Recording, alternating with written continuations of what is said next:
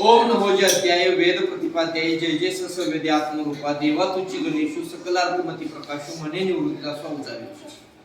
प्रथम गणरायाला वंदन केलेलं आहे. श्री ज्ञानेश्वरीतला हा पहिल्याचा अध्यायाची सुरुवात आहे. मी गणपतीचं स्तवन करून कोणत्याही कामास सुरुवात करतो.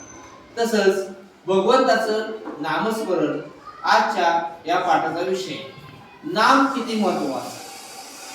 नाम भगवंताचं नाम काय करतं, आपल्याला या संसार सागरात तारक करते भगवंताचं नामस्मरण. आता बघा, पाण्यात ज्याला पोहता येत नाही तो पाण्यात बुडून मरतो. ज्याला पाण्यात पोहता येते तो पाण्यात मजा घेतो, डुबक्या घेतो. माणसा संसारात असंच आहे. या संसार सागरात माणसाला नाम हे इतकं तारक आहे. एक नाम धारकाने नामाचा भोपळा जर पोटाशी बांधला तर तुला संसार सागरात तो सहज पार करू शकतो. मी सांगितलं आपण आईल तीरावरती आपण आहोत आणि पैल तीरावरती श्री विठ्ठल आहे असं आपण ग्राह्य धरलं. पण ती मधली जी नदी आहे ती वासना नावाची नदी आहे. माणसाची जोपर्यंत माणसाच्या मनात आहे तोपर्यंत त्याला भगवंताचं नामस्मरण त्याला काय करता येतं, त्याला परावर्त करत असते. वासना ही भगवंताची शक्ती आहे, ती अमर आहे. पण त्या वासनेचं भगवत भक्तीमध्ये रूपांतर करण्यासाठी भगवंताचा अनेक त्या भक्तांना कठीण परिश्रमात जावं लागतं. मी म्हणतो पहिल्यांदा यमुना नदीला जर वासना नदीची जर उपमा दिली, वासनायू उपमा दिली, तर पलीकडे श्रीकृष्ण आहे आणि अलीकडे एक भगवत भक्त आहे, श्रीकृष्णाचाच भक्त आहे.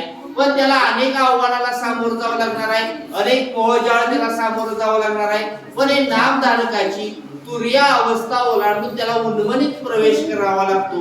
मी म्हणतो कसा उन्मनीत प्रवेश होतो, उन्मनीत त्याला प्रवेश कसा करता येतो. आता येत आहे बा, रामकृष्ण नामी उन्मनी साधली तया गाधली सकळ सिद्धी. संत ज्ञानेश्वर महाराजांनी हरिपाठात म्हणले, हरिपाठ क्रमांक 16 ना रामकृष्ण नामी उन्मनी साधली तया गाधली सकळ सिद्धी. आता दत्त गुरुजी आहे का, आरती सुद्धा आहे. दत्त दत्त ऐसे लागले ध्यान हरपले मन झाले उन्मन. म्हणजे मनाला उन्मनीची स्थिती होते आणि उन्मनी स्थितीतील नाम हे नाम असून साक्षात राम. म्हणजे हृदयात त्याच्या नामाची ज्योत काय होते, अखंड प्रज्वलित राहते. आता मी सांगितलं 4 वाणी. पहिली वाणी वैखरी वाणी, दुसरी आहे मध्यमा, तिसरी आहे पश्यंती आणि एक आहे ती परावाणी. 3 वाणी ह्या मानवी आहे, म्हणजे माणसाला दिलेल्या 3 वाणी आहेत आणि एक दैवी वाणी आहे ती म्हणजे परावाणी. पहिली मी सांगितली वैखरी वाणी. वैखरी वाणीनं काय करायचं आहे, मोठ्या कंठातून भगवंताचं नाम घ्यायचं आहे. जय जय राम कृष्ण हरी. एकदम मी मोठ्यानं म्हणलं तर ती वैखरी वाणी आली. म्हणजे काय केलं, जीवा हलवली, जीभ हलवली, कंठातून मोठ्याने भगवंताचं नामस्मरण केलं. या वाणीचं नाव आहे वैखरी वाणी. मी न कळत नाम घेतलं कंठातून, जय जय राम कृष्ण हरी, तर ती झाली मध्यमा वाणी. आता मी मनातल्या मनात भगवंताचं नामस्मरण केलं, जीभ हलवली नाही, मनात आणि कंठ ही माझ्या कंठातून आवाज काढणार नाही, जीभ हलवली नाही, मनातल्या मनात मी भगवंताचं नामस्मरण केलं, तर ती आहे पश्यंती वाणी. वैखरी वाणी कंठात मोठ्याने आवाज काढायचा, जीवा हलवायची वैखरी वाणी. मध्यमा वाणी कशी आहे, मधनं कळत आवाज काढायचा आणि मनातल्या मनात नामस्मरण करणं भगवंताचं, हे पश्यंती वाणीचं लक्षण आहे. आणि परावाणी ही दैवी वाणी. या 3 वाणी मानवे. पण परावाणी एखाद्या भाग्यवान माणसाला लागते.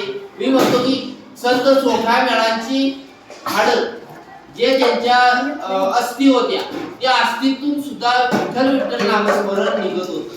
म्हणजे त्यांचं शरीर पंचमहाभूतात विलीन झालेलं होतं, तरी सुद्धा त्यांच्या अस्थितून मेलेल्या माणसाच्या हाडातून सुद्धा विठ्ठल विठ्ठल आवाज येत होता. संत चोखामेळांचं उदाहरण खास आपल्याला देता येईल. दुसरी गोष्ट म्हणजे एकदा श्रीकृष्णाने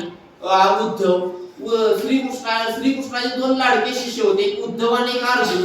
मग उद्धवाला प्रश्न पडला, श्रीकृष्ण सारखा अर्जुन अर्जुन का म्हणते, मी काय कुठे कमी आहे, असं उद्धवाला प्रश्न पडला.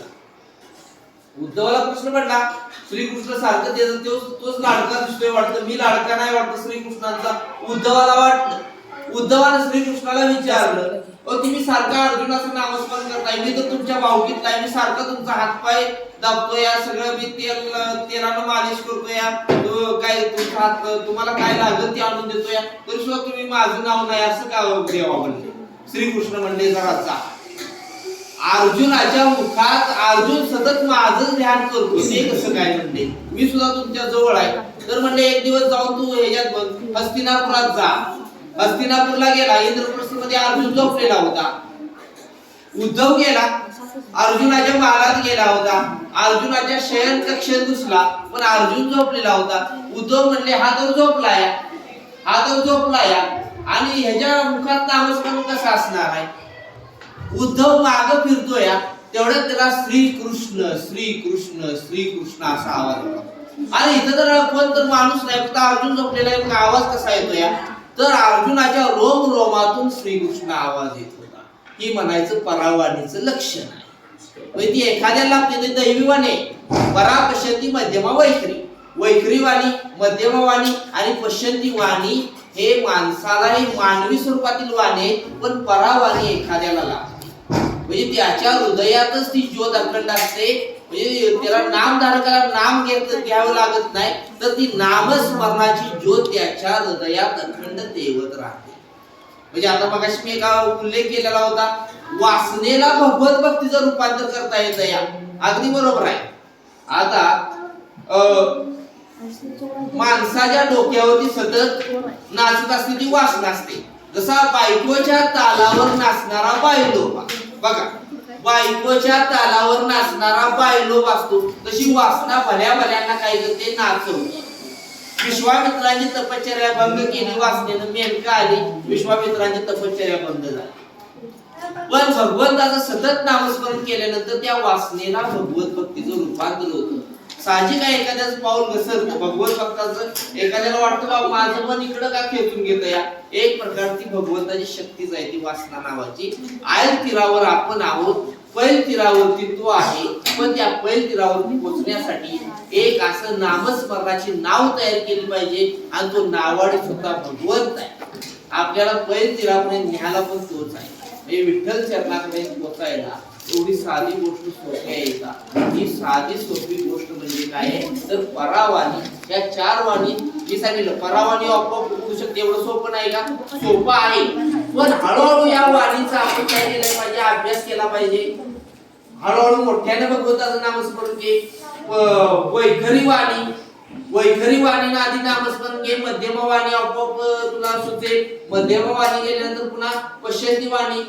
सतत भगवंताचं नामस्मरण करणं हे सुद्धा भक्तीचा प्रकार आहे. म्हणजे ज्ञानदेव गोडी संगती सज्जनी हरी दिसे जनी म्हणे आत्मतत्वी. आणि दुसरी गोष्ट आहे, ज्ञानदेव रम्य रमले समाधान हरीचे चिंतन सर्व. हरिपाठ अध्याय हरिपाठ क्रमांक 13.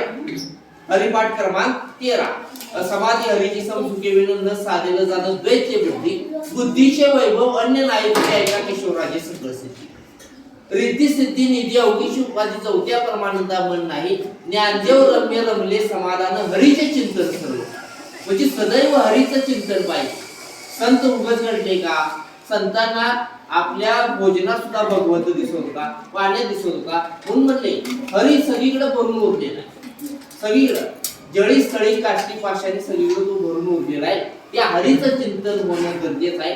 हरी म्हणजे काय, दुःखाचं हरण करतो म्हणून त्याचं नाव हरी. आता एकाने मला प्रश्न विचारला, रामकृष्ण हरी या शब्दाचा अर्थ काय. मी सांगितलं रामासारखं आचरण असावं, कृष्णासारखा विचार असावा आणि हरिनामाचा उच्चार असावा. या शब्दाचा अर्थ आहे रामकृष्ण. आचरण रामाचं पाहिजे, कृष्णाचं आचरण नको, विचार पाहिजे. कृष्णाचं देवाची बरोबरी आपण करू शकणार आहे एवढी भगवंताची. कृष्णासारखं आचरण केलं कुणाच तर मार खायची आपल्याला वेळ येईल, बरोबर आहे. एवढं सोपं नाही. कृष्णा कोण कहते भगवान नाचते नाही, गोपियों की तरह तुम नचाते.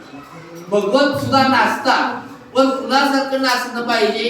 गोपिका या श्रीकृष्णाला नाचायला भाग पाडत नाही, एवढे त्यांच्या भक्तीमध्ये ताकद होती. कोण कहते भगवान खाते नाही, बैल शबरी के जैसे खिलाते. रामाने शबरीची उष्टी बोलत आहे. कोण कहते भगवान खाते नाही गैर शबरी, कारण त्या शबरीच्या ह्याच्यामध्ये निस्वार्थीपणा होता, समर्पण भावना होती, ती भगवंताला आवडली म्हणून भगवंताने ते खाल्लेलं. सुदाम्याची पोहे खाल्लेले